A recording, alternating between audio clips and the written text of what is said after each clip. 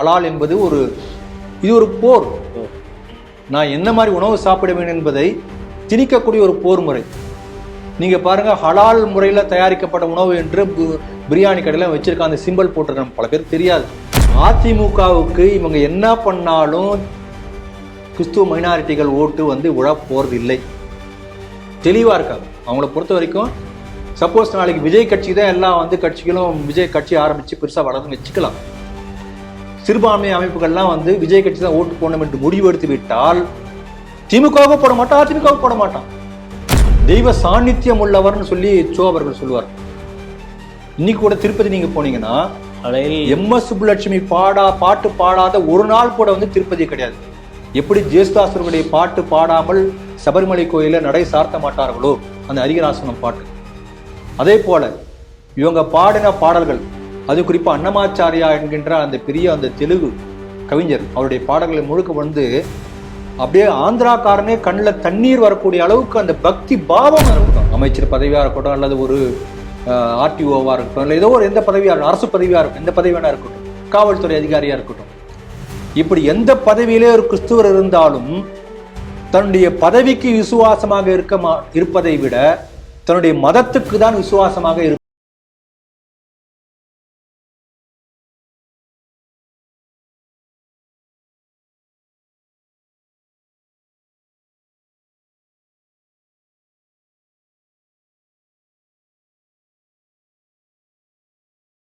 TV நேயர்களுக்கு வணக்கம்.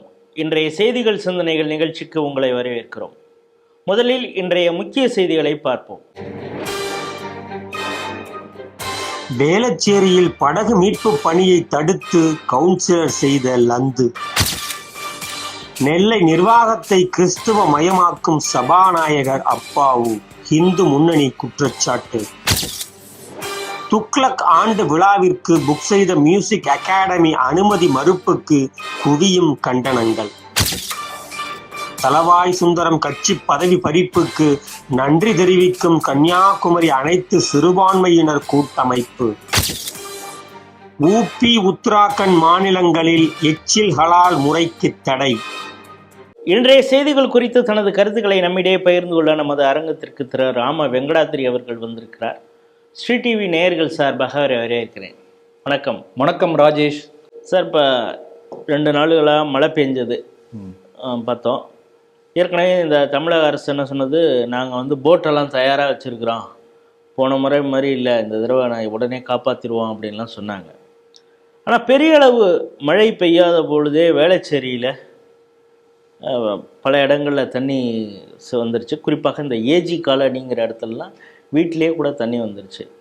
சரி, இந்த அரசை நம்பி பயன் இல்லை, ஏன்னா ஏற்கனவே அவங்க அனுபவிச்சிருக்காங்க. அதனால் உடனே தீயணைப்புத்துறைக்கு ஃபோன் பண்ணி எங்களை ரெஸ்கியூ பண்ணுங்க அப்படின்னு கூப்பிட்ருக்காங்க. தீயணைப்புத்துறை உடனடியாக அங்கே போட்டோட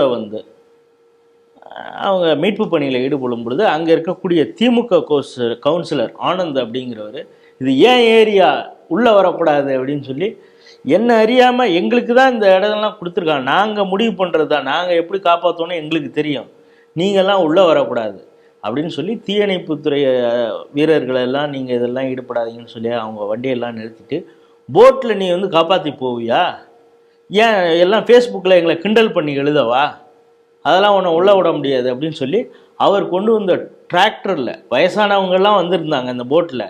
ஆனால் அவங்க முடியாதவங்களெல்லாம் தூக்கி டிராக்டரில் ஏற்றுறா அப்படின்னு சொல்லி அங்கே இருக்கக்கூடிய பேட்டை ரவுடிகளை அப்படி சொல்லி, நான் திமுகனாலே வேறு ஒன்றும் சொல்லவே இல்லை, அவங்கள்ட்ட சொல்லி அவங்களாம் வண்டியில் ஏற்றுறா அப்படின்னு சொல்லி பண்ணிட்டு, நாங்கள் எங்களை பார்த்துக்க தெரியும், நீங்கள் கிளம்புங்க அப்படிங்கிறது மாதிரி அவர்கள் பணியை செய்ய விடாமல் தடுத்துருக்குறாங்க. வேறு வழி இல்லாமல் கடைசியில் போட்டை ஒரு மரத்தில் இழுத்து கட்டி போட்டு தீயணைப்புத்துறை வீரர்களை கிளம்பிட்டாங்க. இதுவே வேறு விதமான அசம்பாவிதம் நடந்துட்டு தான் என்ன ஆகிருக்கும் அப்படின்னு மக்கள் இப்போ கேள்வி கேட்க ஆரம்பிச்சிருக்காங்க. இந்த செய்தி எப்படி பார்க்குறீங்க? தான் அந்த வீடியோ நீங்கள் அனுப்பிச்சிருந்தீங்க பார்த்தேன். அதில் அவர் என்ன சொல்றாருன்னா, மேலிடத்து உத்தரவு போட்டு உள்ளே வரக்கூடாது. அப்போ போட்டு உள்ளே வரக்கூடாது மேலிடத்து உத்தரவுனா, இதுக்கு 2 நாளைக்கு முன்னால் செய்திகள் சன் டிவியில் கலைஞர் டிவிலேயே போட்டாங்க, தயார் நிலையில் படகுகள். அப்புறம் எதுக்கு அந்த படகு தயார் நிலையில் இருந்தது?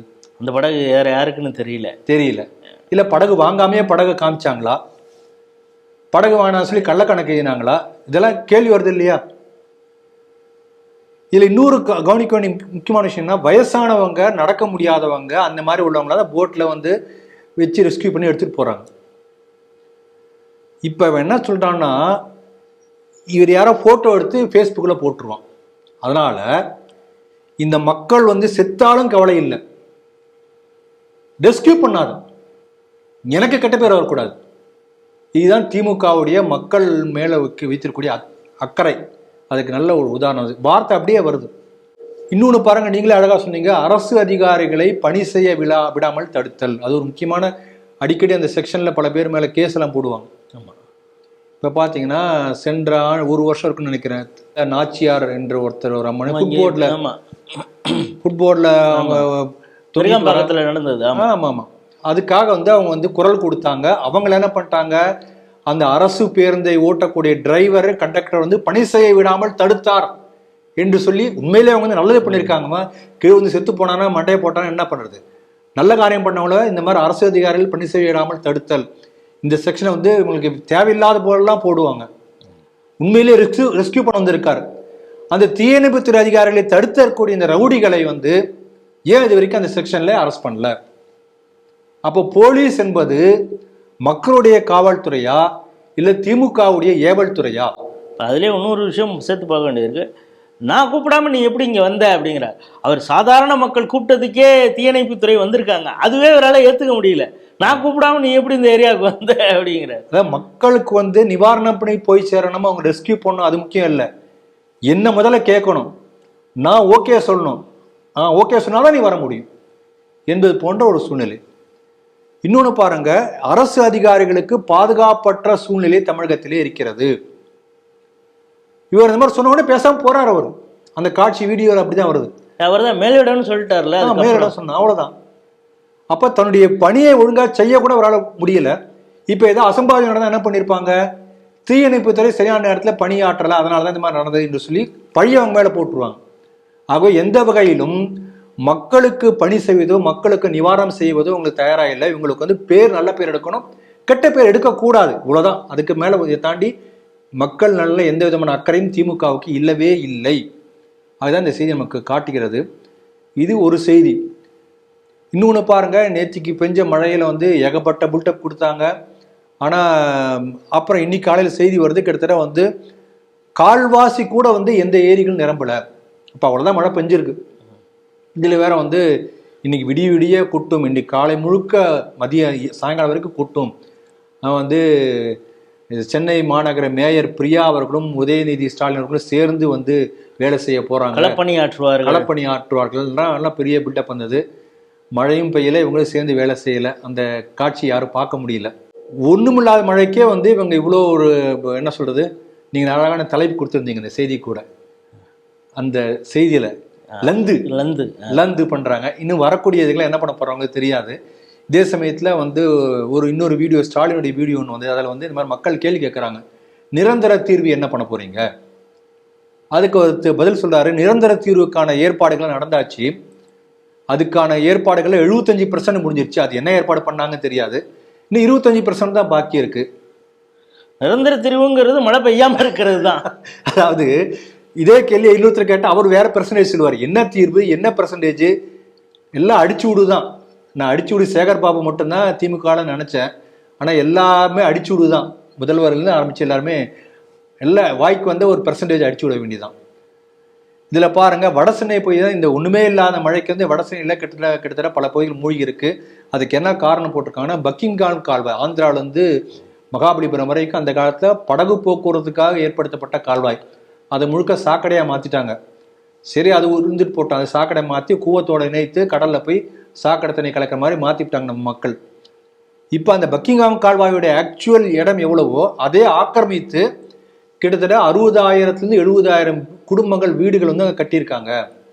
அதுதான் இந்த வடசென்னை பகுதியில் சின்ன மழை பெஞ்சா கூட உடனே பார்த்தீங்கன்னா எல்லாம் போட் எடுத்து போகக்கூடிய மாதிரி சூழ்நிலை ஏற்படும். அது காரணம் இதுதான். இதுக்காக கோர்ட்டில் கேஸ் போட்டு, ஹைகோர்ட் ஆர்டர் போட்டு அவங்களுக்கு வந்து மாற்று இடம்லாம் ஏற்பாடு பண்ணுங்கன்னு சொல்லி உத்தரவு வந்து 2 வருஷத்துக்கு மேலே ஆயாச்சு. விடியல் ஆட்சி வந்த பிறகுதான் உத்தரவே வந்திருக்கு. இது வரைக்கும் அதுக்கான ஒரு சின்ன விரலை கூட அசைக்கல அரசாங்கம். அப்போ நிரந்தர தீர்வு என்பது அதை சரிப்படுத்தணும். என்ன பண்ணுறாங்க, ஒரு மழை வந்தால் அந்த 60,000 ஃபேமிலியும் கூப்பிட்டு இந்த அவனுக்கு 20,000, மக்கள் பணம் எப்படி வீணா போகுது பாருங்க. இதுக்கான தீர்வு இதில் பாருங்க, இதில் ஒரு காந்திபுரம்னு ஒரு இடமா, அந்த காந்திபுரம்ங்கிற இடத்துல பக்கிங்காம் கால்வாயை ஆக்கிரமித்து ஈபி தமிழ்நாடு மின்சார வாரியம் கட்டடம் கட்டியிருக்காங்க. அப்புறம் எங்க உருப்படுறது? பொதுமக்கள் கட்ட மாட்டாங்க. அப்ப அரசாங்கமே வந்து கால்வாயை ஆக்கிரமிச்சு கட்டியிருக்கு. சென்னையில பாத்தீங்கன்னா பல இடங்களில் வேளச்சேரி வந்து வெள்ளை ஏரிங்கிற மாதிரி மாறி போயாச்சுன்னு சொல்றோம். காரணம் என்ன? ஏரியை ஆக்கிரமிப்பு தான் அந்த பல பிளாட் இன்னைக்கு கட்டியிருக்காங்க. வேளச்சேரி ஏரியுடைய உண்மையான பரப்பளவு என்னவோ அதுல வந்து ஒரு 10% தான் இப்ப இருக்கு. மிச்சம் 90% ஆக்கிரமித்து வீடுகளாக பிளாட் போட்டு திமுக காரனே கொடுத்துட்டாங்க. ஆகவே இந்த வெள்ளச்சீர்கேட்டுக்கு இந்த பிரச்சனைக்கே காரணமே திராவிட சிந்தனை தான், திராவிட மாடல் தான், திராவிட கழகங்களுடைய ஆட்சி தான். அதனால இது நமக்கு வந்து ஒரு பெரிய ஒரு படிப்பினையாக கொடுத்திருக்கிறது. ஒண்ணுமே இல்லாத ஒரு சில மணி நேர மழைக்கு இந்த அளவுக்கு பெரிய லந்து நடந்திருக்கிறது, நீங்க சொன்ன வார்த்தை. ஆகவே வரக்கூடிய காலங்கள் சோதனை காலமாகத்தான் இருக்கும்னு நினைக்கிறேன். ஏன்னா டிசம்பர் முடியும் வரை நமக்கு வந்து தொடர்ந்து மழை இருக்க போகிறது. ஸோ இப்போ இந்த கவர்மெண்ட்டே கூட மெட்ரலாஜிக்கல் டிபார்ட்மெண்ட்டை நம்புறதை விட ஒரு தனியார் வெதர்மேன் அவரை நம்பி தான், அவர் தான் சொல்லிட்டாரு, நீங்கள் வேளச்சேரி பாலத்தில் நிற்க வச்சிருக்கிற காரெல்லாம் நீங்கள் எடுத்துகிட்டு போயிடலாம், அவர் தான் அறிவிக்கிறார். ஸோ அதை தான் நம்பி இருக்கிறது இந்த அரசாங்கம். அப்படிங்கிறப்ப மக்கள் எதை நம்புறதுன்னு தெரியாமல் முழிச்சுக்கிட்டு இருக்காங்க. உண்மையான விடியல் ஆட்சி வந்த உடனே ஸ்டாலின் தான் வராரு, விடியல் தான் தரப்போறாருன்னு சொன்ன உடனே எல்லாம் அப்படியே பார்த்துட்டு இருந்தாங்க. அப்புறம் கொஞ்ச நாள்லயே தெரிஞ்சு போச்சு இது ஒன்றும் இல்லை, பிசுபிசுத்து போச்சு, இது இந்த விடியல் ஆட்சி இப்படிதான் தெரிஞ்சு போச்சு. அதே போலவே இந்த மழையும் பொய்த்து போன காரணத்தினால ஒன்றும் நடக்கலை. ஆனால் வரக்கூடிய காலம் சோதனை காலமாகத்தான் இருக்க போகிறது. பார்ப்போம் எந்த அளவுக்கு மக்கள் நலனில் அக்கறை காட்டப் போகிறார்கள், மக்களை காப்பாற்றப் போகிறார்கள் என்பதற்கான ஒரு உரைகளாக அடுத்து வரக்கூடிய 2 மாதங்கள் இருக்கும் என்று நாம் பார்த்து காத்திருக்கோம். சாதாரணமாக டிஸ்ட்ரிக்ட் அட்மினிஸ்ட்ரேஷன் அங்கே இருக்கக்கூடிய ஐஏஎஸ் ஆஃபீஸர், அவருக்கு கீழே வருவாய்த்துறை, இது மாதிரி டிபார்ட்மெண்ட்டை இவங்க தான் கவனிப்பாங்கன்னு நம்ம நினச்சிட்டு இருக்கோம். ஆனால் திருநெல்வேலியில் அப்படி இல்லையோ அப்படிங்கிறது தெரியுது. அந்த திருநெல்வேலி டயோசிஸ் கையில் சபாநாயகர் அப்பாவு அதை ஒப்படைத்து விட்டாரா அப்படின்னு இந்து முன்னணி ஒரு சரியான கேள்வியை கேட்டிருக்கு. அதோடைய மாநில செயலாளராக இருக்கக்கூடிய குற்றாலநாதன் அந்த குற்றச்சாட்டை சொல்லியிருக்கார். எதனால் அப்படி சொல்லியிருக்கா அப்படின்னா, அங்கே வந்து ஒரு பொருட்காட்சி நடத்தியிருக்கா, அரசு வந்து ஒரு பொருட்காட்சி நடத்துது. அந்த டிஸ்ட்ரிக்ட் அட்மினிஸ்ட்ரேஷனுக்குன்னு பொருட்காட்சி, அரசு பொருட்காட்சி நடத்துறதுக்குன்னே ஒரு கிரவுண்டு இருக்குது. அது எங்கன்னா கார்பரேஷன் பில்டிங்க்கு எய்த்தாப்லேயே அந்த இது இருக்குது. அதை அவங்க யூஸ் பண்ணுறதில்ல. சிஎஸ்ஐ அவங்களுடைய ஒரு மைதானம் இருக்குது, அங்கே தான் இப்பொழுது அந்த பொருட்காட்சியை நடத்துகிறாங்க.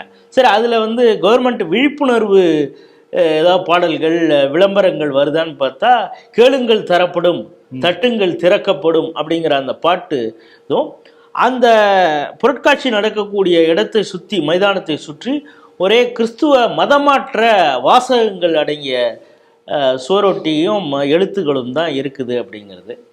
அது மாதிரி அந்த மாவட்டத்தில் எந்த அரசு விழா நடந்தாலும், அதாவது அந்த மாவட்ட இதில் 2-3 அரசு பில்டிங் இருக்குது. நேதாஜி கலையரங்கம்னு ஒன்று இருக்குது அப்படிங்கிறாங்க. அப்புறம் மாநகராட்சி வர்த்தக கட்டிடம்னு இருக்குது. இது 2மே பெரிய பில்டிங்ஸ், இண்டோர் பில்டிங். இங்கே வந்து எந்த அரசு விழாவும் பெரிய லெவலில் நடத்த முடியும். ஆனால் அதையெல்லாம் விட்டுட்டு டயோசிஸுக்கு சம்பந்தமான ஒரு அரங்கத்தில் தான் எந்த ஒரு அரசு விழாவையும் நடத்துகிறாங்க. ஆகவே இந்த கவர்மெண்ட்டுக்கு, நீங்கள் சொல்லக்கூடிய அந்த விடியா கவர்மெண்ட்டுக்கு கிறிஸ்தவர்களுடைய வருமானத்தை பெருக்குவதற்கு, அவங்களுக்கு வாடகை கிடைப்பதற்கு, இந்த வருவாயை கூட்டுவதற்கான வேலையை தான் அவங்க செஞ்சுக்கிட்டு இருக்காங்களா அப்படிங்கிற சந்தேகம் இருக்கிறது. இன்னொன்று, இந்த மாவட்ட நிர்வாகமே கிறிஸ்தவர்கள் கையில் தாரை வார்த்து விட்டாரா அப்பாவு அப்படின்னு ஒரு கேள்வியை கேட்டிருக்காங்க. இதை எப்படி பார்க்குறேன்? நல்ல அருமையான கேள்வி கேட்டீங்க. இதில் பாருங்க, ஒவ்வொரு ஆண்டும் இந்த பொருட்காட்சி என்பது நெல்லையப்பர் கோயிலுடைய தேரோட்டம் நடக்கக்கூடிய சமயத்தில் தான் வந்து பொருட்காட்சி நடக்கும். இப்போ என்னுடைய சொந்த ஊர் சேலம். சேலத்தில் அரசு பொருட்காட்சி எப்போ நடக்கும்னா, சேலத்தில் மிகப்பெரிய திருவிழா வந்து மாரியம்மன் திருவிழா ஆடி மாதம் நடக்கும். அப்போ ஒவ்வொரு மாவட்டத்திலையும் ஒரு மிகப்பெரிய லோக்கல் ஃபெஸ்டிவல் ஒன்று இருக்கும், மக்கள் ஒன்று கூடக்கூடிய நேரம். அந்த நேரத்தில் அரசு பொருட்காட்சி நடக்கும். ஆனால் வழக்கத்துக்கு மாறாக ஒரு புதிய பழக்கத்தை, நெல்லையப்பர் தேரோட்டம் இல்லாத ஒரு காலகட்டத்திலே அரசு பொருட்காட்சி அரசு செலவிலே நடத்தப்படுகின்றதுன்னு சொன்னால், மக்கள் உணர்வை மதிக்காமல் இதை ஹைஜாக் பண்ணி பொருட்காட்சிங்கிறத வேற மாதிரி கொண்டு போறாங்க என்று முதல் பாயிண்ட் எனக்கு அதுதான் படுகிறது. அதே போல அரசுக்கு சொந்தமான இடங்கள், மைதானங்கள், பொருட்காட்சி மைதானம்னு பேர் வைக்கப்பட்ட மைதானம் ஏன்னா ஒரு வருஷம் அங்கே நடக்கும். அந்த மைதானத்தில் நடத்தாம வந்து டயசிஸ் சர்ச்சினுடைய மைதானத்தில் நடத்தி வருமானம் முழுக்க டயசிஸ்க்கு போனோம் என்று திட்டமிடுவது என்று பார்த்தோம் என்றால் கிட்டத்தட்ட கிறிஸ்துவ ஆட்சி தான் தமிழகத்திலே நடக்கிறது, திருநெல்வேலியில் மட்டும் இல்லை என்ற ஒரு எண்ணம் வந்து நமக்கு இப்ப வர ஆரம்பித்திருக்கிறது. இதுல பாருங்க, அரசு பொருட்காட்சி என்று சொன்னால் மக்கள் தொடர்பு துறை சார்பாகத்தான் விளம்பரங்களோ பாடல்களோ விழிப்புணர்வு நிறைய அந்த மாதிரிதான் இருக்கும். அப்ப மக்கள் தொடர்பு துறையா இல்ல மதமாற்றத்துறையா? கேளுங்கள் கொடுக்கப்படும், தட்டுங்கள் திறக்கப்படும், இது என்ன, இது மக்கள் தொடர்பு துறையுடைய வேலையாது? இல்ல அவங்க கேட்கறதெல்லாம் கிடைக்குதுங்கிறதுனால அந்த பாட்டை போட்டாங்களோ. கிறிஸ்தவர்கள் கேட்கறதெல்லாம் கேட்காமலே கொடுத்துருவாங்க, கேட்கறது நினைச்சாலே கொடுத்துருவாங்க. அந்த அளவுக்கு மாறிக்கொண்டிருக்கிறது. இங்க ஆயுத பூஜை பண்ணா வந்து அது தமிழர் திருவிழா கிடையாது என்று சொல்லி அலுவலகங்கள்ல ஆயுத பூஜை கொண்டாடுவதற்கு தடை விதித்த இதே அரசாங்கம் அந்த அரசுடைய துறையினுடைய அரசு பொருட்காட்சியில் வந்து இந்த அரசு துறை சார்பாக விளம்பரம் வந்து நடத்துவாங்களாம், பாட்டு போடுவாங்களாம். இது என்ன டியூவல் ஸ்டாண்டர்டு? இதே திருநெல்வேலி மாவட்டத்தில் அந்த பேரிகேட்ஸ் இருக்கு இல்லையா, சாலை மத்தியில் போகக்கூடிய அந்த அதுல தடுப்புகள்ல மதமாற்ற வாசகங்கள், பைபிள் வசனங்கள், அரசு ஸ்டேட் கவர்மெண்ட்னுடைய அரசு உதவி பெறும் தனியார் பள்ளிகள், அந்த அரசு பள்ளிகள்ல பைபிள் விநியோகம் பண்ணியிருக்காங்க. மருந்து எழுதியிருக்கிற பிரிஸ்கிரிப்ஷன் ஷீட்ல கூட வந்து பைபிள் வசனம். அப்ப நீங்க சொல்றதை பார்க்கும்போது கிட்டத்தட்ட ஒரு மதத்தினுடைய ஆட்சி தான் திருநெல்வேலி மாவட்டம் முழுக்க நடந்து கொண்டிருக்கின்றதா என்கின்ற ஒரு நம்ம எண்ணம் வந்து இந்த மாதிரி வந்திருக்கிறது. வேட்டிகனுக்கு அடுத்தது கன்னியாகுமரி, அதுக்கப்புறம் அது பக்கத்தில் இருக்கக்கூடிய திருநெல்வேலிக்கும் வந்துருச்சு. ஆமா, நம்ம ஹிந்து முன்னுடைய வீரத்துறை ராமகோபாலன் ஐயா ஒரு கருத்தை அடிக்கடி சொல்லுவார். அவர் சொன்ன கருத்துக்களை எந்த அளவுக்கு உண்மைங்கிறத இன்னைக்கு நான் வந்து நினைவு கூடுறேன். என்ன சொல்லுவார்னா, ஒரு கிறிஸ்துவன் மட்டும் இல்லை, முஸ்லீம் ரெண்டு பேருக்கும் சொல்லுவார். பொதுவாக இந்த இடத்துல நம்ம கிறிஸ்துவர் மட்டும் எடுத்துக்குவோம். ஒரு கிறிஸ்துவர் ஒரு குறிப்பிட்ட பதவியில இருந்தால், அந்த பதவி எதுவனா இருக்கட்டும், அமைச்சர் பதவியா இருக்கட்டும், அல்லது ஒரு ஆர்டிஓவா இருக்கட்டும், இல்லை ஏதோ ஒரு எந்த பதவியா இருக்கட்டும், அரசு பதவியா இருக்கட்டும், எந்த பதவியா இருக்கட்டும், காவல்துறை அதிகாரியா இருக்கட்டும், இப்படி எந்த பதவியிலே ஒரு கிறிஸ்துவர் இருந்தாலும் தன்னுடைய பதவிக்கு விசுவாசமாக இருப்பதை விட தன்னுடைய மதத்துக்கு தான் விசுவாசமாக இருப்பார்கள். இது அடிக்கடி சொல்லுவார்கள். அது நிரூபணம் ஆகிறது. அப்ப அப்பாவு வந்து சபாநாயகர் என்பதை விட தன்னுடைய மதத்துக்கு விசுவாசமா இருக்கார். தன்னுடைய மதத்தை இங்க எப்படியாவது வந்து பரப்பணும் இந்த தன்னுடைய மாவட்டத்துல, இதுதான் விசுவாசமா இருக்காரு. இதானே ஜார்ஜ் பொன்னையாவும் சொன்னார். ஆமா, அவர் இந்துவா இருந்தா மணியாட்டிக்கிட்டு இருந்திருப்பாரு அப்படின்னாரு. ஆமா, இப்ப அது அவர் மதம் மாறினதுனால இப்ப வேற ஏதோ செய்தி. இதே திருநெல்வேலி இன்னொரு சம்பவம் நடந்திருக்கிறது. அதே நீங்க சொல்லியிருப்பீங்கன்னு நினைச்சேன். திருச்செந்தூர்ல இருந்து கார்ல வந்து அதிமுக சேர்ந்த முன்னாள் அமைச்சர்கள் கடம்பூர் ராஜு, வேலுமணி எல்லாம் வந்து கார்ல வந்திருக்காங்க. போகும்போது ரோடை வந்து இவங்க வராங்கன்னு தெரிஞ்சுட்டு ஒரு பாதிரியார் ஒருத்தர் என்ன பண்ணிருக்காருன்னா, அந்த காரை போக விடாம ரொம்ப நேரமா தடுத்துட்டே இருந்திருக்காரு, எரிச்சல் படுத்தி இருக்கிறார். அப்புறம் ஒரு குறிப்பிட்ட ஸ்டேஜில் வந்து அந்த காரை ஓவர்டேக் பண்ணி மிரட்டியிருக்காங்க, ஏன் இந்த மாதிரி பண்ற சொல்லிட்டு. உடனே வந்து அவர் வந்து உடனே தான் டிராமா படம் பண்ணி உடனே வந்து தன்னை உடம்பு அப்படி கீழ்ச்சிட்டு போய் ஆஸ்பத்திரியில் படுத்துக்கிட்டு உடனே கீதாஜன் வந்து பாக்குறது என்ன, எல்லாம் பண்றது என்ன, அவர் மேல கேஸ் ஃபைல் பண்ண வச்சிருக்காங்க. 2 பேர் மேல தாக்குதல் நடத்தினார்கள் என்று சொல்லி கேஸ் ஃபைல் பண்ணியிருக்காங்க. இதே திருநெல்வேலி மாவட்டத்தில் பூணூர் அழுத்த போது ஒருத்தனை போய் ஒரு இதுவும் பார்க்கல. இந்த திராவிட அரசியல்வாதிகள் யாரும் போய் பார்க்கல, தீராவிட அரசியல் வியாதிகள். ஆகவே இந்துக்களுக்கு பாதுகாப்பற்ற ஒரு சூழ்நிலை திருநெல்வேலி மாவட்டத்தில் இருக்கின்றது என்பதை நீங்க சொல்றது நம்ம புரிகிறது. இந்த சம்பவம் வெளியிலே வந்து இது பெரிய போராட்டம் நடத்தி மக்களுக்கு விழிப்புணர்வு ஏற்படுத்திய திரு குற்றாலநாதன் அவர்களுக்கு நம்முடைய வணக்கங்கள், பாராட்டுதல்கள். அதே சமயத்துல என்னுடைய அப்சர்வேஷன், இது வந்து தவறா கூட இருக்கலாம். நான் என்ன நினைக்கிறேன்னா, இப்ப குற்றாலநாதன் அவர்கள் வந்து எடுத்துக்கொண்ட தொடர் முயற்சி காரணமாக திருநெல்வேலி மாவட்டத்தில் ஒரு சின்ன வந்து இந்துக்களுக்கு விரோதமாக ஒரு சின்ன செயல் நடந்தால் கூட உடனே வெளிச்சத்தை கொண்டு வருகிறார், தமிழ்நாடு முழுக்க வருகிறது, எல்லா பத்திரிகைகளும் சொல்கிறார், போராட்டம் நடத்தி அதை இது பண்ணுகிறார். ஆனால் குற்றாலநாதனை போல இதே போல ஆக்டிவா இருக்கக்கூடியவர்கள் ஒவ்வொரு மாவட்டத்திலும் இருந்தால் எல்லா மாவட்டத்திலும் இதே போல கிறிஸ்தவர்கள் நடத்துகிற அராஜகம் வெளிச்சத்துக்கு வரும். இல்லாதனால வரல அப்படின்னு நான் நினைக்கிறேன். Maybe it may be true.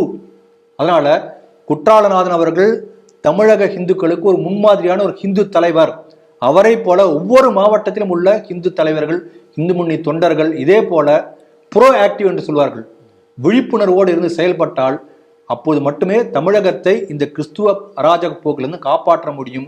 திமுக நம்ம திருப்ப சொன்ன திமுக ஒரு ஹிந்தி விரோத கட்சி சொல்லிட்டே இருக்கும். அதற்கு இந்த செய்தி மற்றும் ஒரு உதாரணம். குறிப்பாக நெல்லையிலே இருக்கக்கூடிய இந்துக்கள்னா நான் வந்து பொதுவாக ஹிந்துக்களை சொல்லலை, இதுவும் ராமகோபால் அவர் சொல்லக்கூடிய வார்த்தை எனக்கு ஞாபகம் வருது பேச. திமுக இருக்கக்கூடிய உப்பு போட்டு சோறு திங்கக்கூடிய சொரணையுள்ள இந்துக்கள் யாராவது இருந்தால் அப்படிதான் சொல்லுவார் அவர். ஆக திமுகவில் இருக்கக்கூடிய அதிமுக இருக்கக்கூடிய 2 கட்சியில இருக்கக்கூடிய சொரணையுள்ள இந்துக்கள் இதை யோசிச்சு பார்க்கணும் இந்த சம்பவத்தை. இது என்னுடைய தாழ்மையான கருத்து. அதனால இதை வந்து சரியா பயன்படுத்தி கொண்டு பாஜக மற்ற அமைப்புகள்லாம் முன்னெடுத்து இந்துக்களுக்கு ஒரு பாதுகாப்பு வளையமாக திருநெல்வேலி மாவட்டத்திலையும் மற்ற இடங்கள்லையும் இருக்க வேண்டும் என்று சொல்லி இந்த செய்தியை நிறைவு செய்கிறேன். ஒரு நிகழ்ச்சி ஒரு இடத்துல நடத்த போகிறோம் அப்படின்னு சொன்னாலே ஏற்கனவே நம்ம வந்து ஒரு டேட் ஃபிக்ஸ் பண்ணி அதுக்கு பிறகு அட்வான்ஸும் கொடுத்துட்டோன்னா அதிலிருந்து மாற மாட்டோம். அன்லஸ் அதர்வைஸ் பெரிய ஒரு சுச்சுவேஷன் இல்லாத பட்சத்தில் யாரும் கேன்சல் பண்ண மாட்டாங்க. அப்படித்தான் வந்து துக்ளக் ஆண்டு விழா ஒவ்வொரு ஆண்டும் சோ காலம் தொட்டே இது இப்பொழுது எஸ் குருமூர்த்தி அவர்கள் நடத்தி கொண்டு இருக்கிற ஆடிட்டர் பொங்கல் அதாவது போகி அன்னைக்கு 14ஆம் தேதி ஒவ்வொரு ஆண்டும் நடக்கும் துக்ளக் ஆண்டு விழா.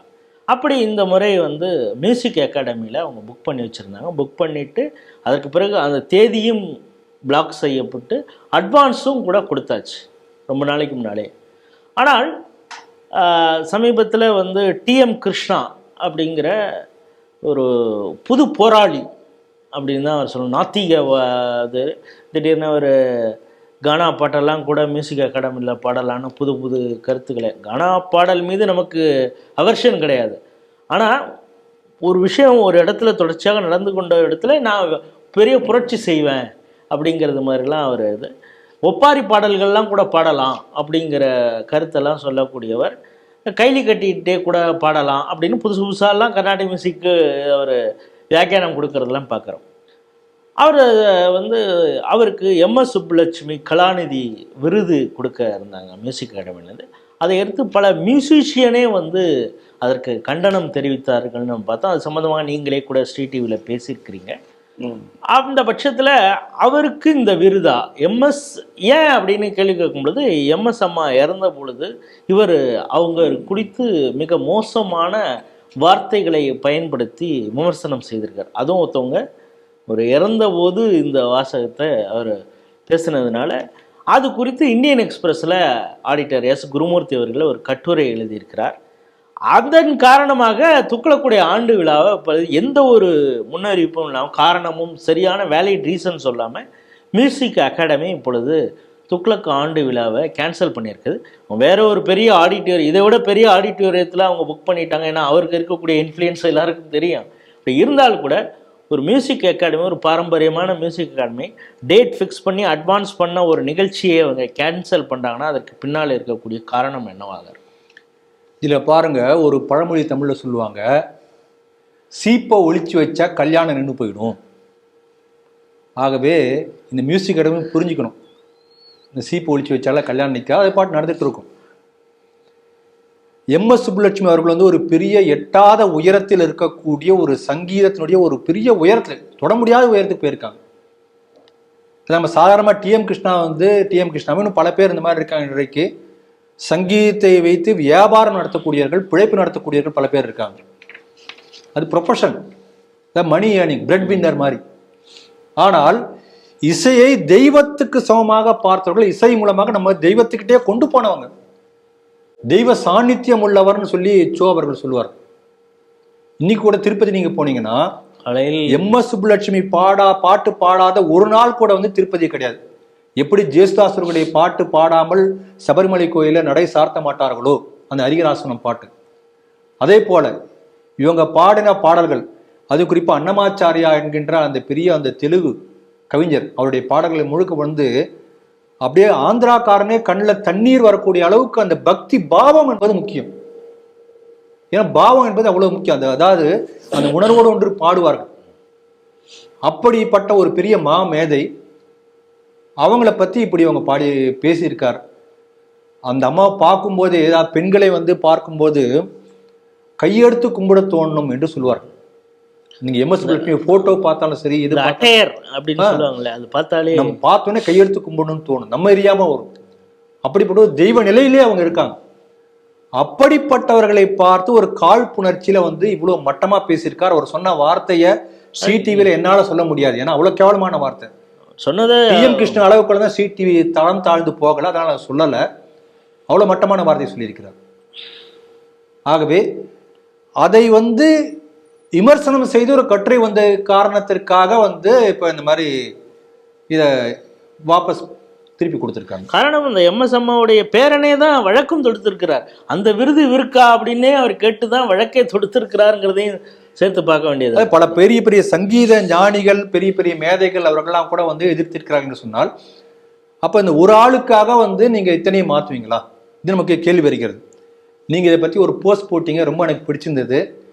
இந்த டிஎம் கிருஷ்ணா இதை பற்றி போட்டு ஹிந்து மதத்தில் இருக்கக்கூடிய கோடாரி காம்பு என்று ஒரு வார்த்தை நீங்க ஹைலைட் பண்ணி போட்டிருந்தீங்க ஃபேஸ்புக் பதிவுல. அதை ஒத்துக்கிற இந்துக்கள் கூடவே இருந்து கர்நாடக சங்கீதத்தின் பெரிய பாடகர் என்று தன்னை சொல்லிக்கொண்டு, அது பிராமண குடும்பத்தில் பிறந்தவர் என்று சொல்லிக்கொண்டு கோடாரி காம்பாக இருந்து ஹிந்து மதத்தை அழிப்பதற்காக வந்த ஒருத்தராக தான் டிஎம் கிருஷ்ணாவை நம்மால் பார்க்க முடிகிறது. அதனால சரியான வார்த்தை போட்டிருக்கீங்க. இப்ப என்ன இதுல சொல்றாங்கன்னா, இந்த மியூசிக் அகாடமியுடைய இப்ப அந்த தலைவராக இதை நடத்தக்கூடியவரான ஹிந்து ராமுடைய தம்பி முரளி, இப்ப கருத்து சுதந்திரத்துக்காக பொங்கியவர் இந்த Hindu Ram, freedom of expression, அது இந்தியாவிலேயே இல்ல, மோடி ஆட்சியின் கீழே இல்லவே இல்லைன்னு சொன்னவர். இப்ப ஒரு கருத்து சுதந்திரம் துக்ளக்ல வந்து இதை பத்தி ஒரு கருத்தை வெளியிட்டதற்காக அட்வான்ஸா புக் பண்ண ஒரு ப்ரோக்ராமை கேன்சல் பண்ணக்கூடிய அளவுக்கு நடந்திருக்குன்னா, இந்த கருத்து சுதந்திர கண்மணி என் ராம் என்ன பேச போறாரு? அதுக்கு இப்ப தமிழ்நாட்டில் பத்திரிகையாளர்கள் சங்கம்னு வச்சிருக்காங்க, பத்திரிகை சுதந்திரத்தை காப்பாற்றுவதற்காக. Editors guild. இப்ப இந்த கில்டு எங்க போச்சு? பேசாம என்ன பண்ணான்னா, பத்திரிகையாளர் சங்கம், எடிட்டர் கில்டு எல்லாம் பேரை மாத்திட்டு டிஎம்கே ஆதரவாளர்கள், திமுக ஆதரவாளர்கள் சங்கம் பேர் மாத்திரலாம். தமிழகத்தில் அப்படிதான் பத்திரிகையே இருக்கு. அதனால இதுல பாருங்க, இன்னொரு ஒரு முக்கியமான விஷயம், சாதாரணமா ஒரு சின்ன விஷயம் என்னன்னா, ஒரு ப்ரொஃபஷனல் எத்திக்ஸ் சொல்லுவாங்க. நீங்க ஒரு அமைப்பு நடத்துறீங்க, உங்ககிட்ட நான் காசு கட்டிக்கிறேன், நீங்க டேட் கொடுத்துட்டீங்க, வந்து அதுக்கான ரெசீட்டு கொடுத்தாச்சு, அட்வான்ஸ் பே பண்ணியாச்சு, இந்த தேதியில் வாங்க ரெசீட்டும் கொடுத்தாச்சு. அப்புறம் நீங்க வந்து எப்படி வேற ப்ரோக்ராம் இருக்குன்னு சொல்ல முடியும்? அப்ப வேற ப்ரோக்ராம் இருக்குன்னு தெரிஞ்சா நீ எப்படி புக் பண்ண விட்டுருப்ப? முதல்ல ஒரு ப்ரொஃபஷனல் எத்திக்ஸ் கூட இல்லாத அளவுக்கு வந்து தரம் தாழ்ந்து மியூசிக் அகாடமி போய்கொண்டிருக்கிறது. இதோடு சேர்த்து ஒரு விஷயம், இதே துக்ளக்குங்கிறதுனால அந்த ஞாபகம் வருகிறது. சோ அவர்கள் முதலாக சென்னைக்கு நரேந்திர மோடியை அறிமுகப்படுத்தி வைக்கிறார். அப்போ தான் துக்ளக் ஆண்டு விழாவில் சிறப்பு விருந்தினாக கலந்து கொள்கிறார். அந்த ப்ரோக்ராம் நடந்ததே வந்து காமராஜர் அரங்கம். பலரும் என்னை ஆச்சரியமாக கேட்டாங்க, குஜராத் சீஃப் மினிஸ்டராக இருக்கக்கூடிய மோடி வந்து கலந்து, ஏன்னா அவருக்கு எதிராக எங்கள் கருப்பு கொடியெல்லாம் காட்டினாங்க. மோடி கலந்து கொள்கிறார் என்று தெரிந்த பிறகும் கூட எனக்கு காமராஜர் அரங்கத்தை எனக்கு கொடுத்தாங்க. ஏன்னா நான் வந்து ஏற்கனவே புக் பண்ணிட்டேன். ஒன்று, நீங்கள் ஒன்ஸ் புக் பண்ணிட்டீங்கன்னா அதை நாங்கள் கேன்சல் பண்ண முடியாது சார்னு காங்கிரஸில் இருந்த அந்த ட்ரஸ்ட்டில் இருக்கிறவங்களே எனக்கு சொன்னாங்க அப்படின்னு அவரே அந்த நிகழ்ச்சியிலையும் குறிப்பிட்டு சொன்னதையும் பார்க்குறோம். இப்போ அதை கம்பேர் பண்ணுறச்சு இது பார்க்கும் பொழுது இவர்கள் மிகவும் கீழ்த்தரமாக தான் இருக்கிறார். அதாவது சாதாரண ப்ரொஃபஷனல் எத்திக்ஸ்ன்னு சொல்லுவார்கள். செய்யக்கூடிய தொழில் தர்மம் அது. நான் ஒரு வாக்கு கொடுத்துட்டேன், நான் மண்டபம் வச்சுன்னு வச்சுக்கலாமே, நீங்கள் வந்து எனக்கு டேட் புக் பண்ணி கொடுத்தாச்சுன்னா திருப்பி எப்படி நம்ம மாற்ற முடியும்? தொழில் தர்மம், அடிப்படையாக இருக்கக்கூடிய தொழில் தர்மத்தை கூட காப்பாற்ற வக்கில்லாத அளவுக்கு வந்து மியூசிக் அகாடமி தரம் சார்ந்து போய்விட்டது. எதனால? என் ராமுடைய தம்பி வந்ததுனால என்று நம்ம நினைக்கலாம்.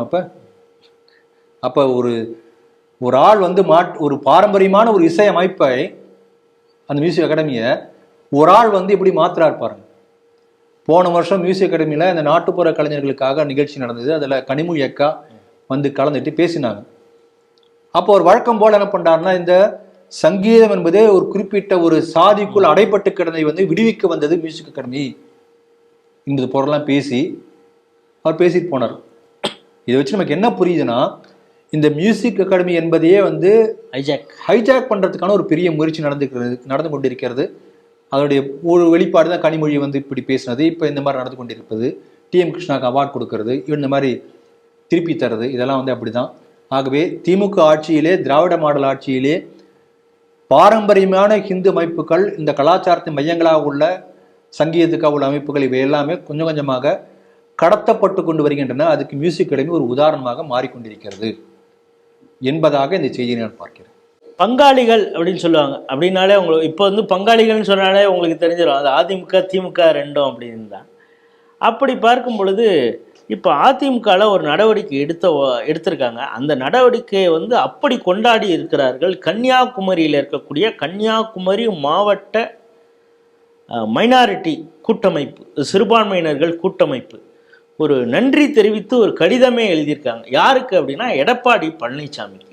ஏன் அப்படின்னு பார்த்தீங்கன்னா, அமைப்பு செயலாளராகவும் கன்னியாகுமரி மாவட்ட சட்டமன்ற தலைவராக சட்டமன்ற உறுப்பினராக இருக்கிறார் தளவாய் சுந்தரம். பிறகு மாவட்ட செயலாளராகவும் இருக்கிறார். அவரை அந்த பதவியிலேருந்து நீக்கியிருக்காங்க. சட்டமன்ற உறுப்பினராக இருக்கார், கட்சி பதவியிலேருந்து அவரை நீக்கியிருக்காங்க. எதனால் நீக்கியிருக்காங்கன்னா, விஜயதசமி அதை முன்னிட்டு ஏற்கனவே வந்து ஆர்எஸ்எஸ் உடைய அணிவகுப்பு ஊர்வலம் நடந்தது. அவர் ஊரில் எப்போவுமே பல ஆண்டுகளாக ஆர்எஸ்எஸ் அணிவகுப்பு அவர் ஊர்லங்கிறப்ப அவர் என்னதான் இருந்தாலும் அந்த ஊரில் வந்து அந்த மாவட்டத்துடைய அமைச்சராகவும் இருந்திருக்கிறார். பல 2-3 முறை அவர் சட்டமன்ற உறுப்பினராக இருந்திருக்கிறார். இன்னொன்று அவர் ஒரு நல்ல இந்து. அதனால் வந்து ஆர்எஸ்எஸ் அணிவகுப்பை அவர் தொடங்கி வச்சிருக்கிறார். ஆர்எஸ்எஸ் அணிவகுப்பை தொடங்கி வச்ச ஒரே காரணத்திற்காக அவரை அந்த கட்சி பதவியை எடப்பாடி பழனிசாமி ரொம்ப ஸ்ட்ரிக்ட் ஆஃபீஸராக இருந்து நீக்கியிருக்காரு. இதற்காகவே நாங்கள் அவருக்கு நன்றி தெரிவிக்கிறோம் அப்படின்னு இவங்களாம் சொல்லியிருக்காங்க. ஏற்கனவே நமக்கு தெரியும், மனோ தங்கராஜா அமைச்சர் பதவியிலேருந்து தூக்கினோடனே ஒரு மெல்லிசான ஒரு மிரட்டலோடு ஒரு கடிதம் துணை முதல்வருக்கு அதே கன்னியாகுமரியிலேருந்து எழுதின அது சம்பந்தமாகவும் இந்த ஸ்ரீடிவியில் பேசியிருக்கோம். இந்த செய்தியை நீங்கள் எப்படி பார்க்குறீங்க? பங்காளிகள் எப்படி சிறுபான்மையினர் பங்காளிகள் என்ற வார்த்தை தமிழகத்தை பங்கு போட்டு தங்களுடைய அரசியல் மூலமாக குடும்பத்தையும் தங்களுடைய கட்சியையும் கட்சியினரையும் வளர்த்து கொள்வதற்காக பங்கு போட்ட கொள்ளக்கூடியவர்கள். அதனால் பங்காளிகள், அழகாக வார்த்தை சொன்னீங்க. நீங்கள் ரெய்மிங்காக சொல்லிடுவோம், பங்கு போட்டு நம்ம தனியாக இருக்காங்க சொல்லிடுவீங்க. ஆனால் பங்கு தந்தை போல பங்காளிகள். இப்போ அவங்க எழுதிய கடிதத்தில் ஒரு வார்த்தை குறிப்பிட்டிருக்காங்க. என்னன்னா, ஆர்எஸ்எஸ் அணிவகுப்பு ஊர்வலத்தை துவக்கி வைத்தது எங்களுக்கு வருத்தத்தை ஏற்படுத்தியது. அவர் நீக்கினோடனே அந்த வருத்தம் போயிடுச்சு. இதால் இருக்கக்கூடிய வாசம். இப்போ நான் கேட்குறேன், ஆர்எஸ்எஸ் பல தொண்டு பணிகள் செய்து கொண்டிருக்கிறது. குறிப்பாக சொல்லணும்னா, சுனாமி வந்தது தமிழ்நாட்டில். சுனாமி ஏற்பட்டு குறிப்பாக வேளாங்கண்ணி பகுதியில், நாகூர் பகுதியில், நாகப்பட்டினம் பகுதியில், அந்த வேளாங்கண்ணி பகுதியில் ஆயிரக்கணக்கான பேர், கணக்குன்னு யாருக்கும் தெரியாது, ஏன்னா கணக்கு ஃபுல்லாக வெளிவராமல் செஞ்சுட்டாங்க. நிச்சயம் ஆயிரக்கணக்கில் இருக்கும், சரியான எண்ணிக்கை தெரியாது. அப்படி கிறிஸ்துவர்கள் தான் பல பேர் அங்கே சர்ச்சு வாசல் முழுக்க, எல்லா காம்பவுண்ட் முழுக்க கிறிஸ்துவ சடலங்கள் தான் இருந்தது. ஏன்னா டிசம்பர் 25, 26 நடந்தது. 25 கிறிஸ்துமஸ், அதை ஒட்டி சிறப்பு ஆராதனைகள், ஜப கூட்டங்கள்லாம் அவங்க கிறிஸ்துவர்கள், கிரிப்டோ கிறிஸ்துவர்கள் அப்படிதான் பல பேர் இறந்து போனார்கள் அந்த சுனாமியிலேயே.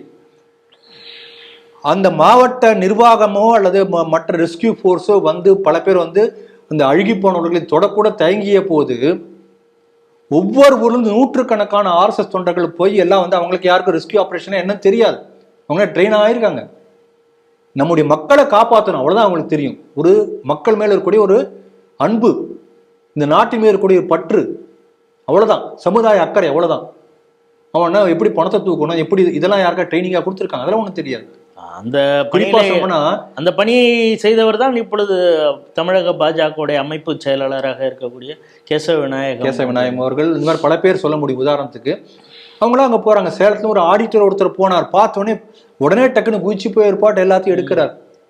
அப்ப யாரையும் இது கிறிஸ்துவ போனோம், வேளாங்கண்ணி பாதி பேருக்கு மேல கிறிஸ்துவ, பாதி பேர் முக்கவாசி கிறிஸ்துவம் தான், இந்த பணத்தை எடுக்க மாட்டேன் அப்படின்னு அவங்க யாரும் சொல்லலை. அவர் செய்த தொண்டலா இருக்கு இல்லையா, அப்ப இவங்களுக்கெல்லாம் மனசு மகிழ்ச்சி. அப்ப இந்த வருத்தம் வரல. இந்த ஊர்வலத்தை துவக்கி வச்சோடனே வருத்தம் வருது. சென்னையில பாருங்க, அதே போல மற்ற ஊர்களில், ஏராளமான ஊர்களில் ஆர்எஸ்எஸ் உடைய ரத்த தான வங்கி இருக்குது, ஜனகல்யாண் வங்கி என்று சென்னையில். நானே கிட்டத்தட்ட 50க்கு மேற்பட்ட முறை அந்த வங்கி மூலமாக நான் ரத்த தானம் பண்ணியிருக்கேன். ராத்திரி 10 மணிக்கு 11 மணிக்கு தகவல் வரும். நான் சொல்றது 30 வருஷம் முன்னாடிருந்தே சொல்றேன். அப்பெல்லாம் மொபைல் போன் கிடையாது, வீட்டு கதவை தட்டுவாங்க. ஐயா, இந்த மாதிரி இந்த ஹாஸ்பிட்டல் நீங்க போய் ரத்த தானம் பண்ணும், எந்த பணமும் அவங்க நாளைக்கு திடீர்னு வேற வேலை இருக்கும், அத்தனையும் அப்படியே விட்டுட்டு உடனே மறுநாள் காலையில முதல் வேலையா போய் இந்த ஹாஸ்பிட்டலில் போய் ரத்தம் கொடுப்பாங்க. அப்ப யாரும் வந்து கிறிஸ்துவனா முஸ்லிமா மைனாரிட்டியா சிறுபான்மையா பார்க்கல. உயிரை காப்பதற்காக தங்களுடைய வேலையை விட்டு வைத்து தொடர்ந்து அன்றிலிருந்து இன்று வரை ரத்த தானம் செய்து கொண்டிருக்கிறது RSS தொண்டர்கள் பல பேர். நானே ஒரு 7-8 முறை வந்து மைனாரிட்டிக்கு கொடுத்துருப்பேன் எனக்கு தெரிஞ்சு அந்த 50 முறையில். அப்ப அதெல்லாம் வந்து மகிழ்ச்சி அளித்தது. இந்த வருத்தம் அப்ப வரல.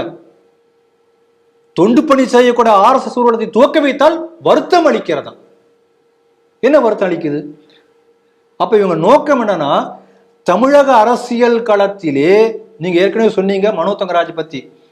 மனோ தங்கராஜ் நீக்கணும் பெரிய பெரிய அப்படி மிரட்டலோடு கூடிய ஒரு சலசலப்பு இதே கிறிஸ்துவ அமைப்புகள் கடிதம் எழுதுறாங்க.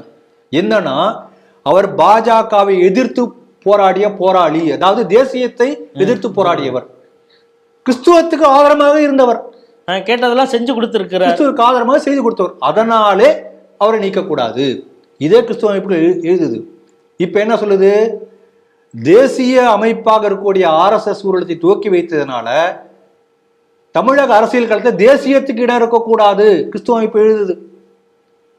பிரிவினைவாதத்துக்கு இடம் இருக்கலாம் தமிழக அரசியல் களத்தில், SDPIக்கு இடம் இருக்கலாம், அந்த மாநாட்டிலே கலந்துகிட்டவரே எடப்பாடி பழனிசாமி மத அடிப்படைவாதத்துக்கு இடம் இருக்கலாம் தமிழக அரசியல் களத்தில். ஆனால் தேசியத்துக்கு இருக்கக்கூடாது, பிஜேபிக்கு இருக்கக்கூடாது, RSSக்கு இருக்கக்கூடாது.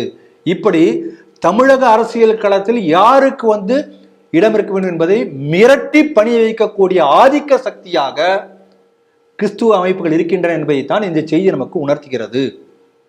அதனால ஏற்கனவே சொன்னது திரும்ப திரும்ப அதே ஞாபகத்துக்கு வருது. சொல்லிடுறது பரவாயில்ல, இன்னொரு சொல்லிடுறேன்.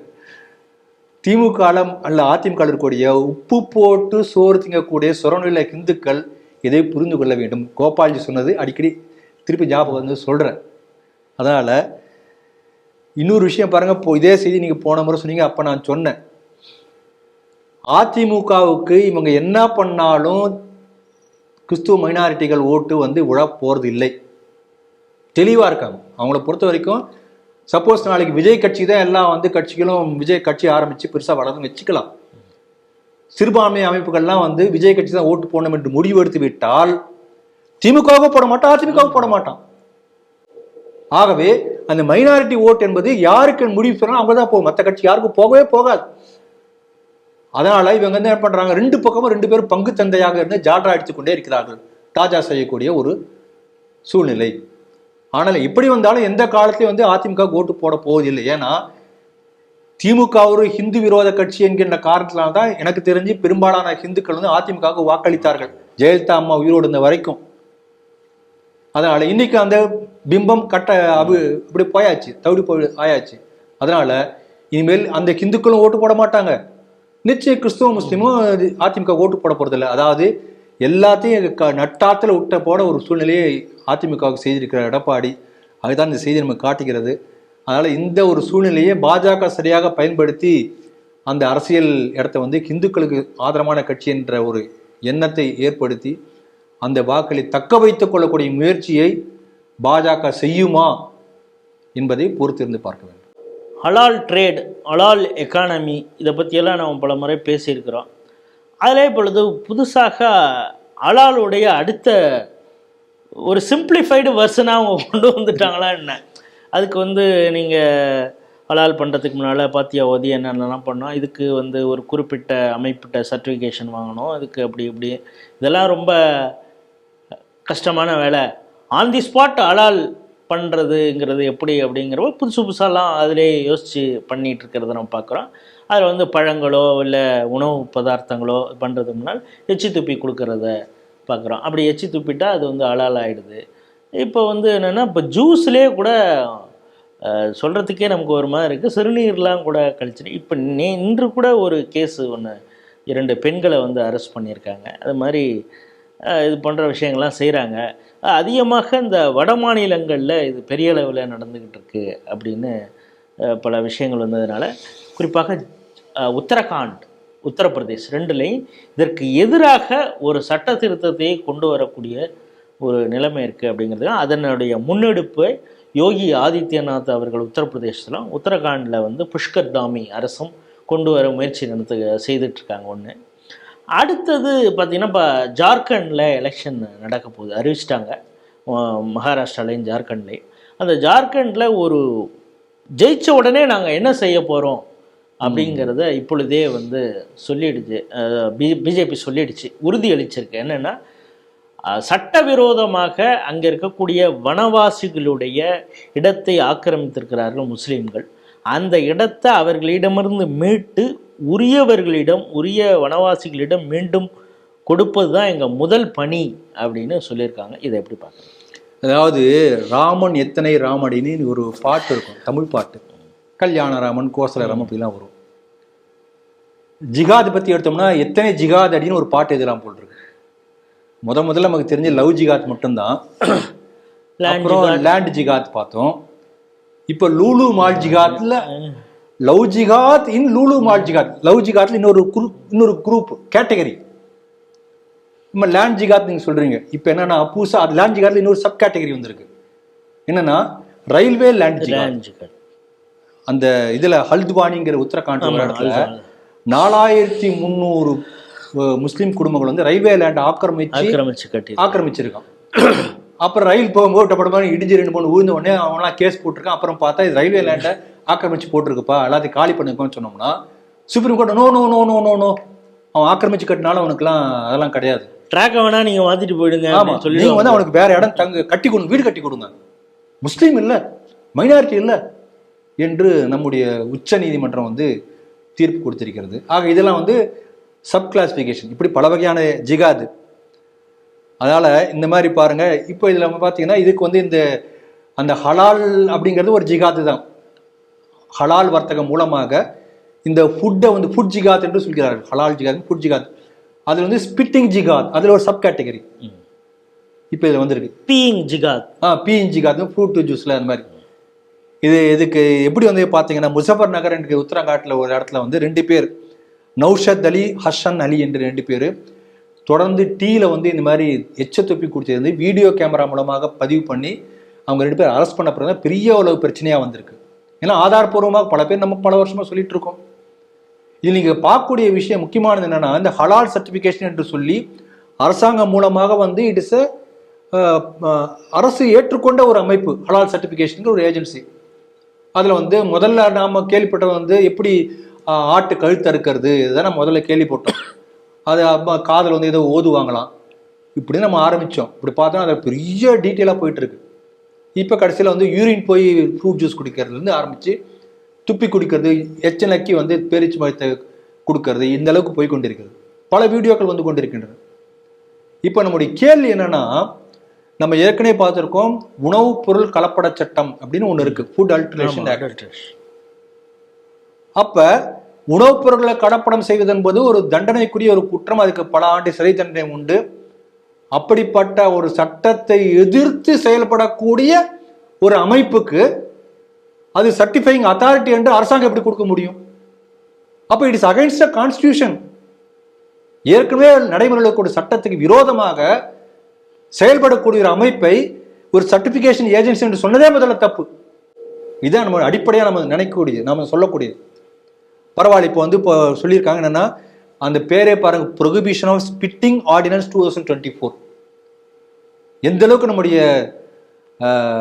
மதத்தின் பெயரால் தாஜா செய்வதை நம்ம போன ஆரம்பிச்சனால எச்ச துப்பக்கூடாது என்பதை தடை செய்வதற்காக ஒரு சட்டம் போடக்கூடிய அளவுக்கு நம்ம நிலைமை இந்த அளவுக்கு கேவலமா போயிருக்கு பாருங்களேன். எனக்கு என்ன இப்போ தோணுதுன்னா, இப்போ அடுத்த எலெக்ஷன் வரும் பொழுது அகிலேஷ் யாதவ் உங்களுக்கு துப்புவதற்கு அனுமதி அடுத்த முறை நான் வாங்கி தருவேன்னு சொல்லுவாங்க. ஏன்னா பாஜக ஒன்று செஞ்சா அவங்க எதிர் ஒன்று செய்யணும்ல. இல்லை, இன்றைக்குள்ள நீங்கள் சொன்னபடி அரசியல் கட்சிகளும் சரி அல்ல நீதி அமைப்புகளும் சரி சட்டத்தினுடைய மாட்சிமையை காப்பாற்றுவேன் என்பதை விட சிறுபான்மை மனசு புண்படக்கூடாது என்பதில் தான் அவங்க கவனமா இருக்காங்க. இப்ப பாருங்க, அந்த கன்வர் யாத்திரை எல்லாம் வந்து ஹிந்து, இவங்க வந்து இந்த மாதிரி ஹலால் பண்றான்னு தெரிஞ்சு போச்சு. எல்லாம் வந்து போர்டில் வந்து ஹிந்து பேர்கள், உங்க கடை உரிமையாளர் பேர் எழுதுங்க அப்படி சொன்னோம்னா உடனே தடை பண்ணதா இல்லையா? உடனே அங்க உள்ள ஹிந்துக்கள் என்ன பண்ணாங்க, ரொம்ப புத்திசாலி, அந்த போர்டில் வந்து என்ன பண்ணிட்டான்னா